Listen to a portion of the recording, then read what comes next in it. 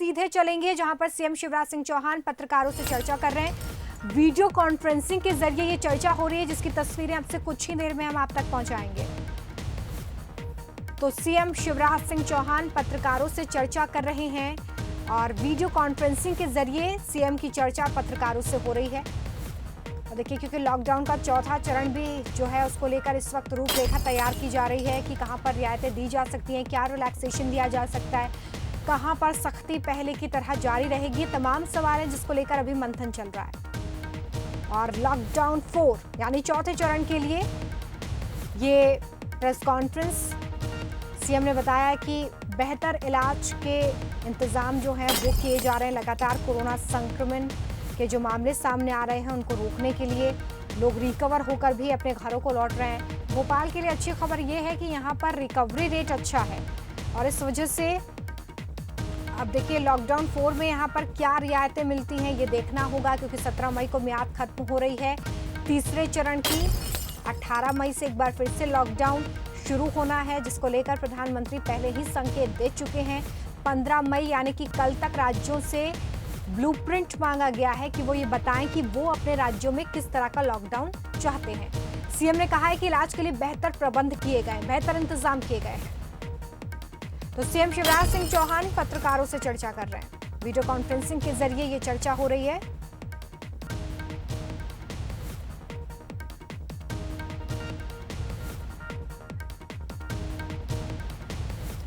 तो इलाज के लिए बेहतर प्रबंध किए गए हैं, सीएम शिवराज सिंह चौहान ने ये कहा है इस चर्चा में। और क्योंकि कोरोना संक्रमण के मामले इस वक्त 4000 के पार मध्य प्रदेश में हो गए हैं, तो ऐसे में काफी एहतियात बरतते हुए लॉकडाउन को लेकर अब जो खाका है वो तैयार किया जा रहा है। और आज एक दुखद हादसा हुआ है गुना में, जहां पर 8 मजदूरों की जान चली गई है। सड़क हादसा हुआ, कंटेनर और यात्री बस में भिड़ंत जिसमें 8 मजदूरों की जान चली गई है। इस पर गृह मंत्री डॉक्टर नरोत्तम मिश्रा ने दुख जताया है। यूपी सरकार मजदूरों के परिवार को 2-2 लाख रुपए की सहायता दे रही है। घायलों का प्रदेश सरकार भी इलाज करा रही है। नरोत्तम मिश्रा ने ये कहा है, कंटेनर और यात्री बस की टक्कर की वजह से जो मजदूर हैं उनकी जान चली गई। 6 मजदूरों की जान चली गई।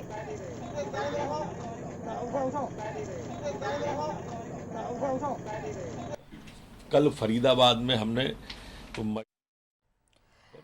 तो देखिए, ये पूरा ही हादसा देर रात हुआ जब महाराष्ट्र से यूपी की तरफ ये सभी मजदूर कंटेनर में सवार होकर लौट रहे थे, लेकिन इसी दौरान यात्री बस से भिड़ंत में ये हादसा हो गया, जिसमें मजदूरों ने दम तोड़ दिया।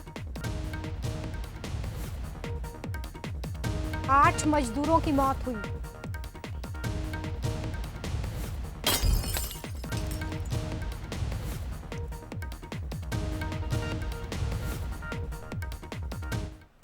तो देखिए, इस वक्त पूरे देश में लॉकडाउन लगा हुआ है। कोरोना महामारी इस वक्त लोगों को परेशान किए हुए है। ऐसे में मजदूर ये चाहते हैं कि वो जल्द से जल्द अपने घरों को पहुंच जाएं, इसलिए पलायन जारी है। और आज 3 प्रदेशों से बड़े हादसे की तस्वीरें सामने आई हैं, जो बताती हैं कि मजदूर कितने मजबूर हैं। मध्य प्रदेश के गुना में बुधवार देर रात को 60 से ज्यादा मजदूरों की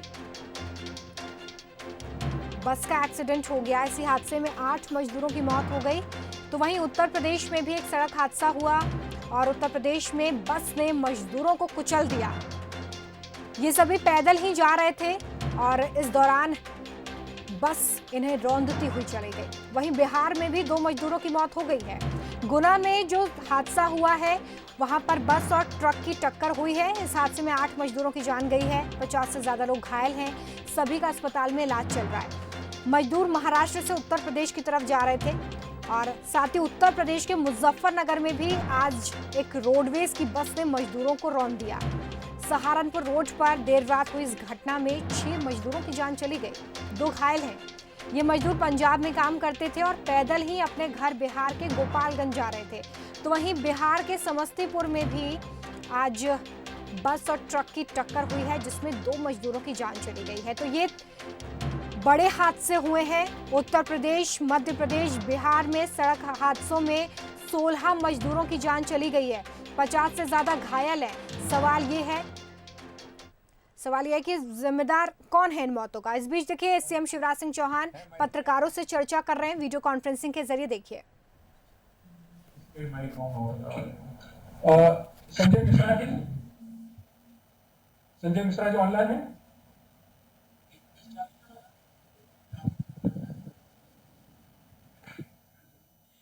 या ऋषि पांडे जी?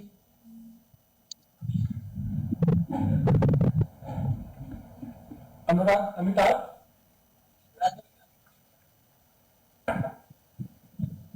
शरद द्विवेदी जी? जी, आप मेरी आवाज सुन पा रहे हैं? शिवराज जी नमस्कार। नमस्कार, आ रही है आपकी आवाज। जी जी, मैं सिर्फ इतना ही विनम्रता पूर्वक कहना चाहूंगा, बाकी सारी चीजें आप और जो आपकी टीम है जो लगातार काम कर रही है वो बेहतर समझ रही है। मुझे लगता है कि मध्य प्रदेश में जो एलोपैथी के क्षेत्र में और जो कंटेम्प्ररी मेडिसिन है, होम्योपैथी और आयुर्वेद, इन तीनों के क्षेत्र में शोध और अनुसंधान के लिए जो लोग कार्य कर रहे हो, उनकी क्षमताओं को पहचान कर अपने अपने स्तर पर, जैसे मैंने अभी कल ही पढ़ा कि केरल में एक एलोपैथिक डॉक्टर ने जिंक का उपयोग करके और गर्म पानी का बहुत अधिक उपयोग करके कोरोना के पेशेंट्स को ठीक किया है।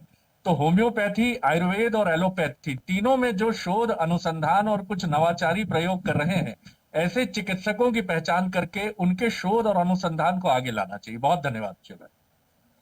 बहुत बहुत धन्यवाद सूरज जी। कोई मैं निवेदन करूंगा, अगर कोई ऑनलाइन है अभी तो कृपया कोई बात कर सकते हैं, लेकिन हम चुप गए। नमस्कार, मृगेन सिंह बोल रहा हूँ। हेलो जी, हेलो। हाँ, आ रही है आपकी आवाज। तो वीडियो कॉन्फ्रेंसिंग के जरिए यहाँ पर सीएम शिवराज सिंह चौहान इस वक्त पत्रकारों से चर्चा कर रहे हैं और सभी पत्रकार अपनी बात यहाँ पर रखते हुए सीएम से चर्चा करते हुए, और लॉकडाउन 4 चौथा चरण 17 मई को मियाद खत्म हो रही है तीसरे चरण की, तो चौथा चरण शुरू होना, और ऐसे में क्या वो प्रभावी कदम हो सकते हैं जिससे मध्य प्रदेश को कोरोना संक्रमण से मुक्त कराया जा सके, इसको लेकर अब खाका तैयार हो रहा है। और ऐसे में जो राज्य सरकार है वो अपने स्तर पर अधिकारियों से, स्वास्थ्य कर्मियों से, स्वास्थ्य विभाग के डॉक्टर से तो चर्चा कर ही रही है, लेकिन ऐसे में विपक्ष और जनता से भी सुझाव मांगे जा रहे हैं और पत्रकारों से भी यहाँ पर देखिए चर्चा हो रही है, जिसमें अपने अपने सुझाव यहाँ पर पत्रकार रखते नजर आ रहे हैं कि क्या वो प्रभावी कदम हो सकते हैं, कैसा लॉकडाउन 4 का स्वरूप हो सकता है, क्या वो रोड मैप हो सकता है जिस पर काम करके मध्य प्रदेश में कोरोना संक्रमण के मामले रुके, क्योंकि इस वक्त संख्या 4000 के पार है।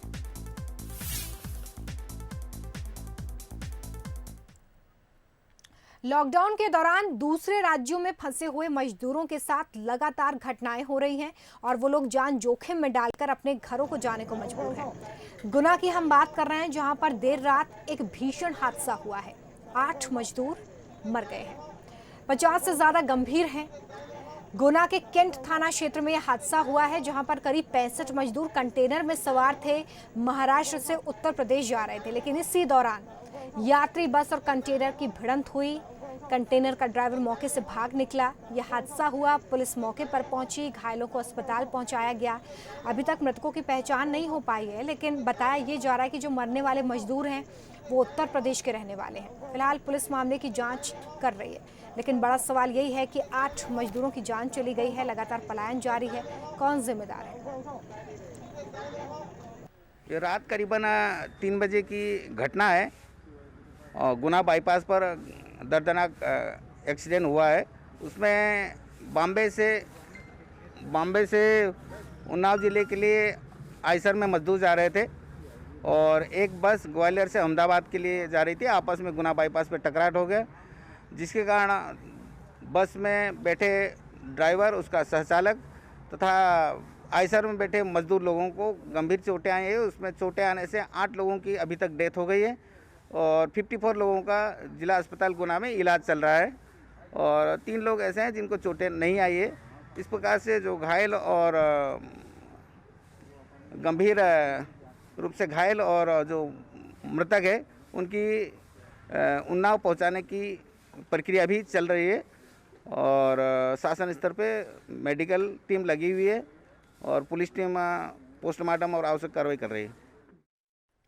ज्योतिरादित्य सिंधिया का ट्वीट सामने आया। जिस तरह से गुना में ये सड़क हादसा हुआ उसको लेकर उन्होंने ट्वीट किया है। मध्य प्रदेश के गुना में सड़क हादसे की खबर अत्यंत दुखद है। ईश्वर से प्रार्थना है कि वे सभी दिवंगत आत्माओं को शांति प्रदान करें एवं शोकाकुल परिजनों को ये पीड़ा सहने की शक्ति दे। तो ये दुखद दर्दनाक हादसा मजदूरों के साथ हुआ है जो अपने घरों को जाने के लिए काफी बेताब हैं, लेकिन ऐसे में वो अपनी जान भी जोखिम में डाल रहे हैं, ऐसे हादसों का शिकार हो रहे हैं।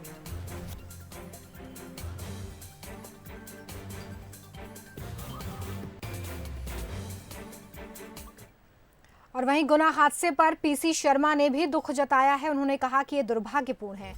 8 मजदूरों की मौत दुखद है। प्रदेश के मजदूर या प्रदेश से गुजर रहे मजदूरों को लगातार इस तरह के हादसों का शिकार होना पड़ रहा है और उनकी मौत हो रही है। सरकार को मृतक परिवारों को 1-1 करोड़ की राशि देनी चाहिए। ये आश्चर्यजनक भी है और दुर्भाग्यपूर्ण है।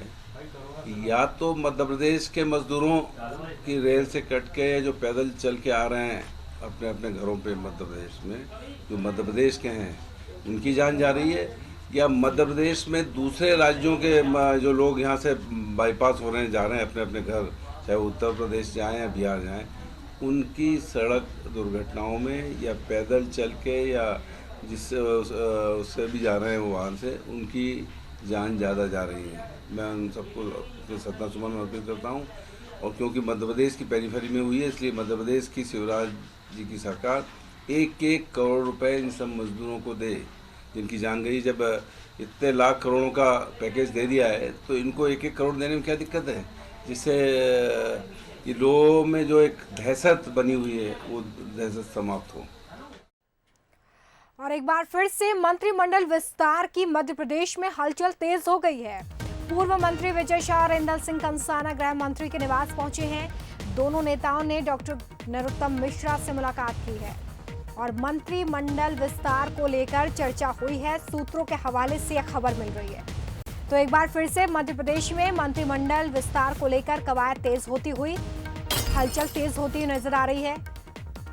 इससे पहले भी कई लोग पहुंचे हैं मुलाकात करने के लिए अलग अलग लोगों से। वासु चौरे हमारे साथ है संवाददाता फोन लाइन पे। वासु, एक बार फिर से मंत्रिमंडल विस्तार को लेकर जो चर्चा है वो रफ्तार पकड़ती हुई, क्या बात हुई है जब ये दोनों ही लोग नेता जो हैं वो पहुंचे हैं गृह मंत्री के निवास पर? बिल्कुल रोमिता, देखिए मंत्रिमंडल विस्तार को लेकर जो कवायदे हैं, चर्चाओं का दौर लगातार चल रहा है। खुद गृह मंत्री नरोत्तम मिश्रा इस बात को मान चुके हैं कि मंत्रिमंडल विस्तार और उपचुनाव को लेकर पार्टी के अंदर जो रणनीति है, जो चर्चाओं और बैठकों का दौर है वो जारी है। और इसी बीच जो लोग दावेदार हैं मंत्री बनने के, वो लोग लगातार जो पार्टी के शीर्ष नेता हैं, भले ही सीएम शिवराज सिंह चौहान हो, प्रदेश अध्यक्ष BD शर्मा हो या गृह मंत्री नरोत्तम मिश्रा हो, इन तमाम जो नेता हैं, बड़े मंत्री हैं, उन लोगों से मिलने का और चर्चाओं का सिलसिला जारी है। इंदल सिंह कंसाना जो बागी हैं वो भी आज पहुंचे थे। विजय शाह पूर्व मंत्री हैं, भाजपा के बड़े विधायक हैं, वरिष्ठ नेता हैं, उनने भी आज गृह मंत्री नरोत्तम मिश्रा से चर्चा की है। हालांकि कोई भी नेता साफ तौर पर यह कहने से बचता हुआ नजर आता है कि मंत्रिमंडल को लेकर चर्चा हुई है, लेकिन कहीं ना कहीं अब जो सुगबुगाहट है मंत्रिमंडल के विस्तार को लेकर वो दिनों दिन बढ़ती जा रही है। और आने वाले समय में हम देखेंगे कि मंत्रिमंडल का विस्तार जल्द ही शिवराज सिंह चौहान कर सकते हैं। चलिए, बहुत शुक्रिया इस तमाम जानकारी के लिए।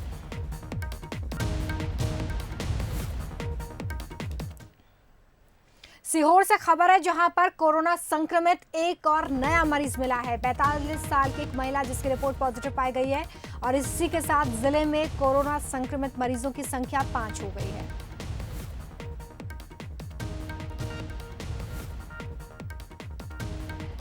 तो सीहोर से खबर है जहां पर एक बार फिर से एक नए मरीज की पुष्टि हुई है। एक महिला कोरोना पॉजिटिव पाई गई है। 5 हो चुके हैं इस वक्त कोरोना संक्रमित मरीजों की संख्या सीहोर में।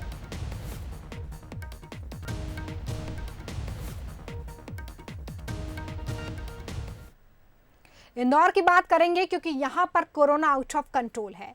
131 कोरोना पॉजिटिव मरीज एक बार फिर से सामने आए हैं और इसी के साथ इंदौर में आंकड़ा 2200 के पार पहुंच गया है। वहीं कल एक और मौत हुई है जिसके बाद अब मरने वालों का आंकड़ा 96 तक पहुंचा है। यहाँ पर लगातार सैंपलिंग क्योंकि बढ़ाई जा रही है तो नए संक्रमित मरीज भी सामने आ रहे हैं। हालांकि इंदौर में 1000 से ज्यादा ऐसे लोग हैं जो ठीक हुए हैं, अपने घरों को भी लौट गए हैं। संक्रमण की दर यहाँ पर 6 से 7% थी, लेकिन अब ये बढ़कर 9.21 हो गई है।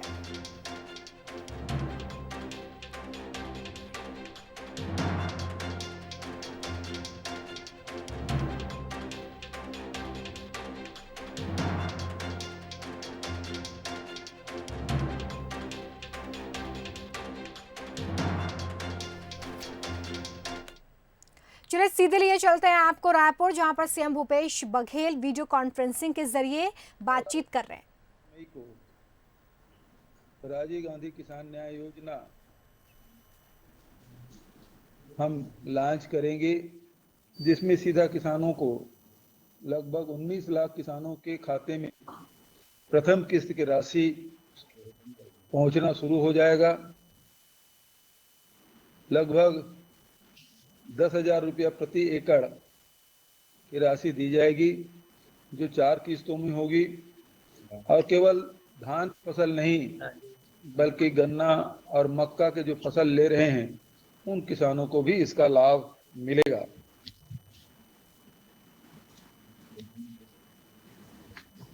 दलहन तिलहन के लिए भी आगामी वर्ष के लिए निर्णय लिए गए हैं।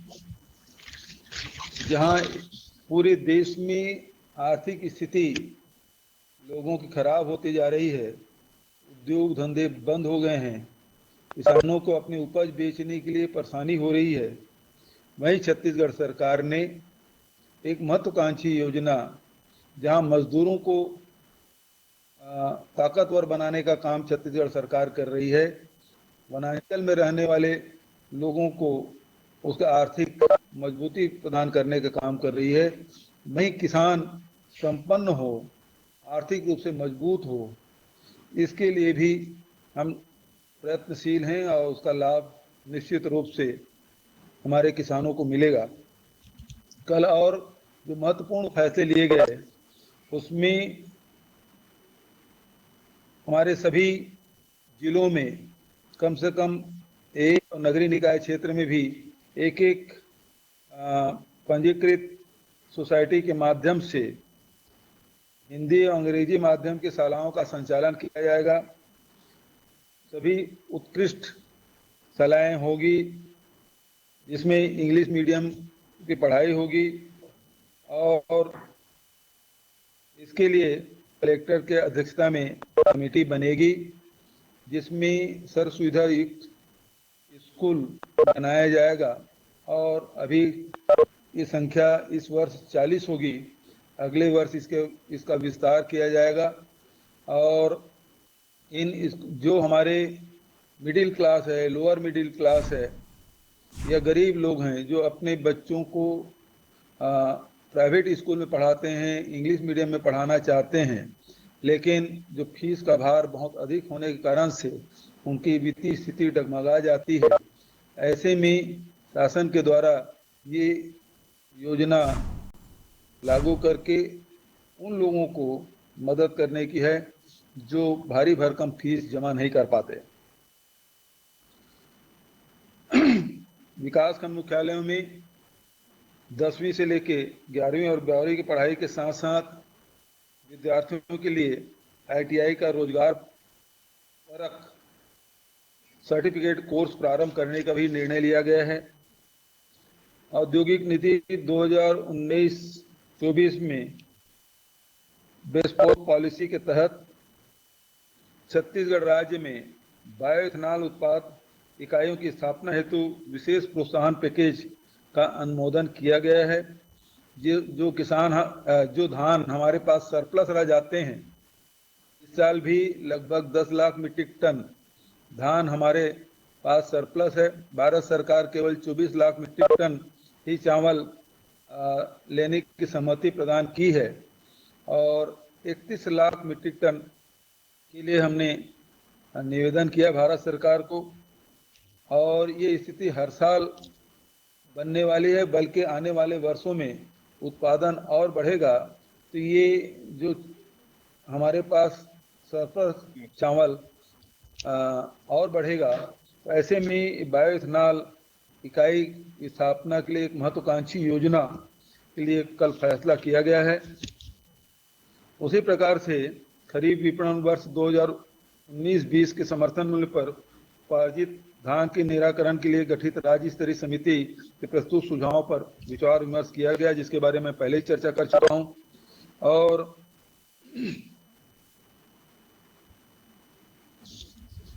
जो चना की आवश्यकता हमें होगी उसे नाफेड के माध्यम से खरीदने का भी फैसला किया गया है। खरीफ विपणन में धान उठाए तो लोडिंग दर पृथक से स्वीकृत करने का अनुमोदन किया गया है।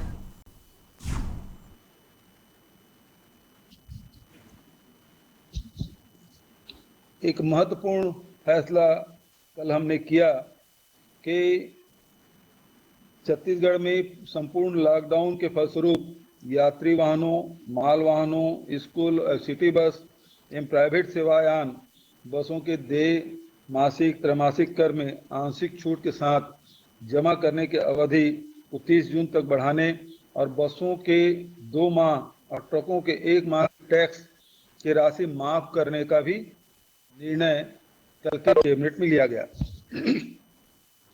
वहीं नजूल के स्थायी पट्टों की भूमि को फ्री होल्ड किए जाने की शर्त सहित अनुमोदन किया गया।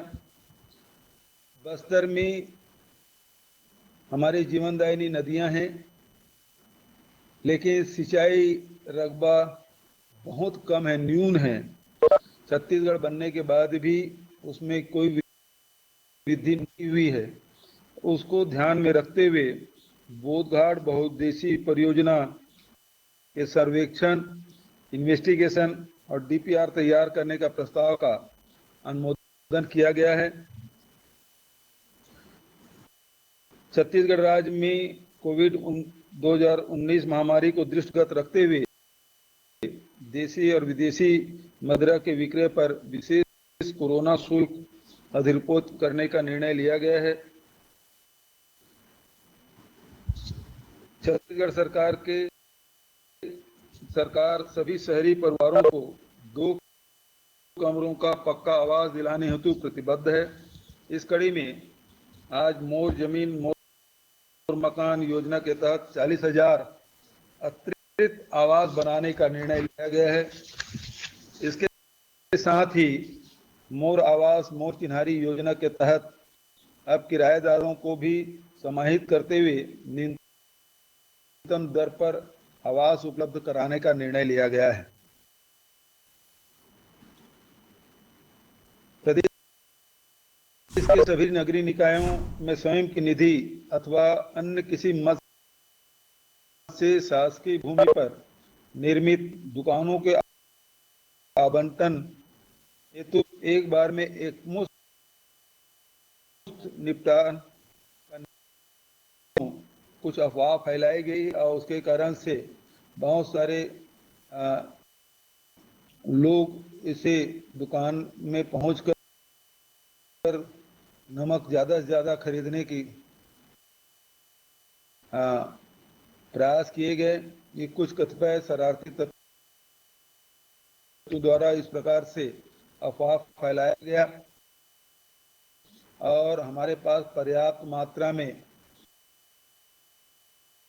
उसका स्टॉक है। 56 लाख परिवारों को तो वैसे निःशुल्क नमक प्रदान किया ही जाता है, लेकिन कल कैबिनेट में यह भी फैसला किया गया है कि एपीएल परिवार के लोग भी लेना चाहते हैं तो उसे 10 रुपया प्रति किलो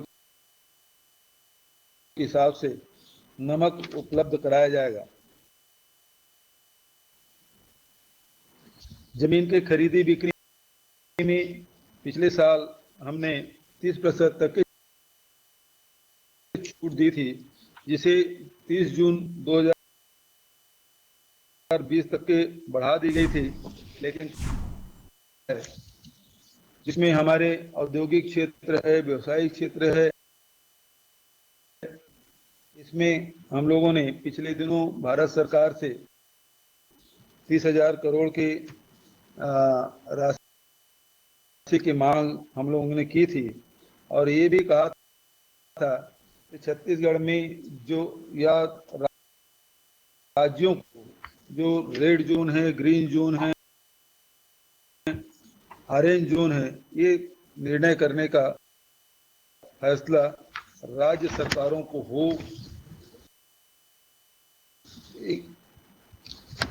ये बात हम लोगों ने कही थी। एक और फैसला हम लोगों ने किया कि अभी तक के गरीब परिवारों को 2 माह का ही राशन हम लोगों ने मुफ्त में दिया था। जून महीने का भी राशन मुफ्त देने का फैसला किया है।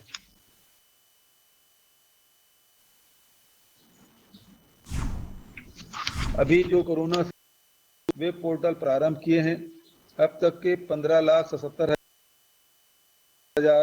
छात्र और 1,65,000 शिक्षक पंजीकृत हैं।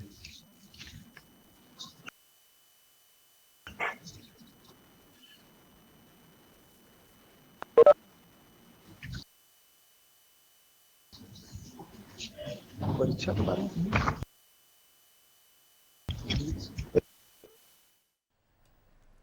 तो सीएम भूपेश बघेल इस वक्त वीडियो कॉन्फ्रेंसिंग के जरिए बातचीत करते हुए प्रदेश में हजारों की संख्या में इस वक्त मजदूर आ रहे हैं। उन्होंने ये भी बातचीत की है कि इस वक्त सिर्फ 4 एक्टिव केसेस छत्तीसगढ़ में कोरोना संक्रमण के हैं और इसलिए कोरोना की लड़ाई में इस वक्त सफलतापूर्वक हम आगे बढ़ रहे हैं। कोरोना से सभी का जीवन प्रभावित हो रहा है, मजदूर लगातार लौट रहे हैं। इसको लेकर सरकार इस वक्त तमाम प्रयास करते हुए नजर आ रही है।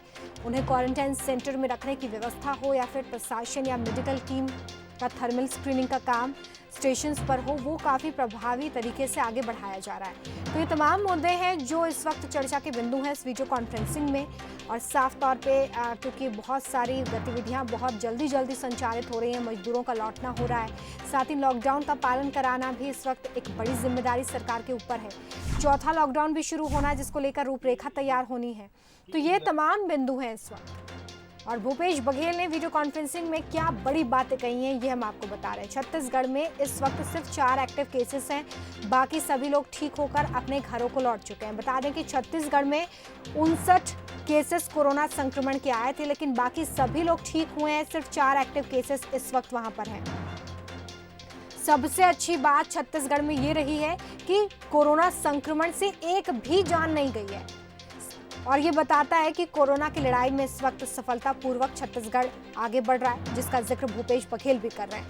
प्रदेश में जिस तरह से हजारों की संख्या में अब जो मजदूर हैं उनके लौटने का सिलसिला शुरू हो गया है, स्पेशल ट्रेन जो हैं, श्रमिक ट्रेनें, उनके जरिए उसको लेकर किस तरह का काम हो रहा है इसके बारे में भी जानकारी भूपेश बघेल दे रहे हैं।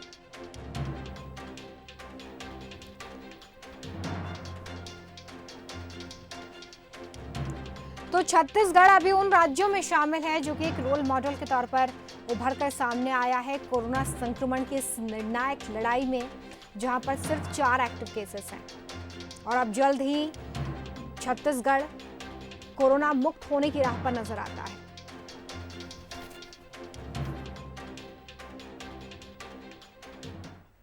नियम है उसमें लगातार बदलाव करते रहे और उसका तो भूपेश बघेल ने आज वीडियो कॉन्फ्रेंसिंग के जरिए ये चर्चा शुरू की है। इस वक्त ये चर्चा चल रही है और तमाम बातें जो बड़ी निकल कर सामने आई हैं लाभ मिल पाया। तो ये क्रम घटते इसलिए गया कि बार बार उसके जो नियम है पंजीकृत करने के नियम में उसमें बदलाव किए गए और उसके कारण से पूरा लाभ किसानों को छत्तीसगढ़ का नहीं मिल पाया। फिलहाल इस बुलेटिन में इतना ही। खबरें लगातार जारी हैं, देखते रहिए बंसल न्यूज। नमस्कार।